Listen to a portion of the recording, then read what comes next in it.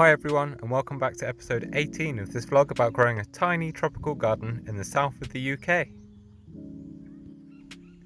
With the lovely dry weather that we've been having recently, it's a perfect time to start tidying up the succulent area around the top of the stream.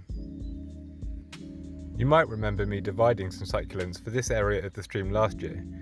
The divisions have grown well, but the whole area is looking a bit messy and untidy. And I really just want to give the area a bit of a refresh.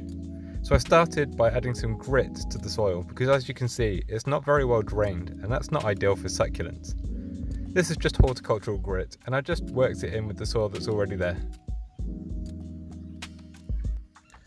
I then used some of the larger stones around the edge to raise up the height of the soil. This will improve the drainage, which will create an environment that succulents are much happier in. And it also gives me the opportunity to plant a few things that will trail over the edge of the concrete on the stream. Now, I haven't bought any new plants at all for this section. I've just continually divided and propagated from the plants that I already had in the garden. And succulents are great at reproducing themselves. As you can see, the area is looking much tidier. And as these succulents grow in size, they'll really fill out the space well. I've even used some of the creeping thyme that we've planted further along the stream. Sections of it had rooted into the ground, so I cut these away from the main plant and I've just tucked them in here with their root, and I hope that they'll grow away well and start to cover up that grey concrete edge, which we really don't want to be visible. Here's an example of the sort of piece of thyme I mean. You can see that it's just started to root down, and this is ideal for trying to propagate a new plant. This is a trailing succulent that we also have planted along the stream, and as it sits into the water it puts down these roots, so I thought I'd have a go at propagating some of this as well. I've done multiple parts along the edge of the stream and I hope that will trail into the water and really cover this top half of the concrete. In my opinion, the more natural I can get the top of the stream looking, the better it will be in the grand scheme of the garden. I just really don't want to see any of the concrete or the edges at all. You can see all of the cuttings I've got tucked under pebbles here, and I hope they'll all take and grow well. And I'll do the same as I did last year to keep algae out of the stream. It's just this bag full of barley straw, and as it decays, it releases a chemical which is like a natural bleach. It will last several months, but it will take a couple of weeks to start working.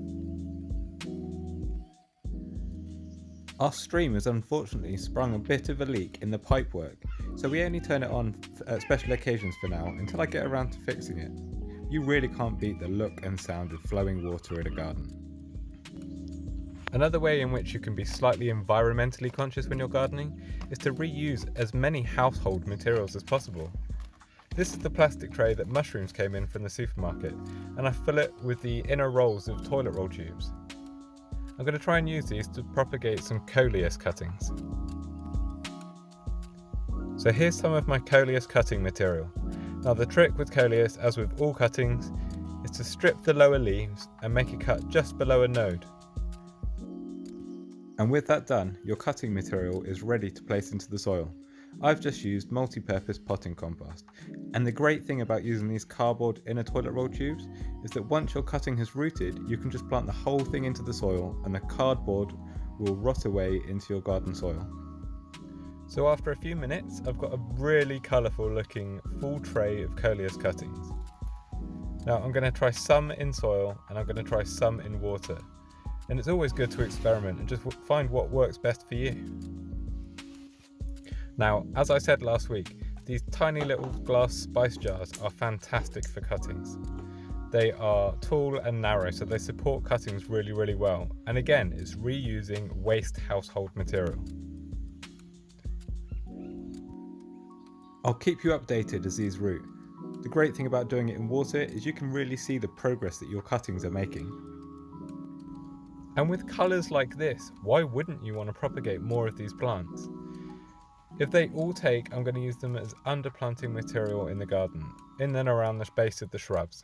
They should really brighten up dark corners. Do you remember that Begonia luxurians cutting we took in water a couple of weeks back?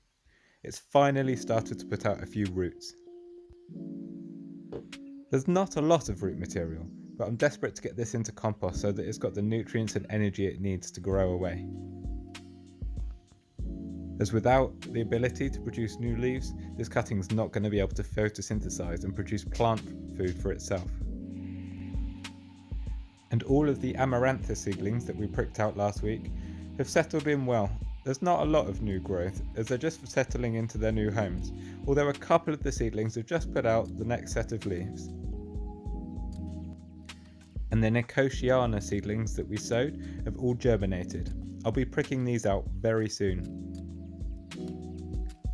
I took delivery of a few bags of mushroom compost this week and I've used them as a thick mulch around the garden. It was perfect timing as I put this mulch down just before all of the rainy weather turned up.